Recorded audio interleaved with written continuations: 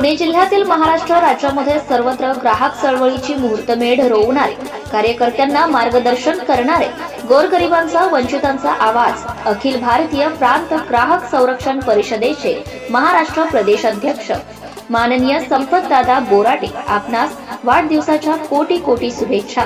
आई तुळजा भवानी आपणास उद्दंड आयुष्य देवो, समाजाची सेवा करण्याची संधी लाभो।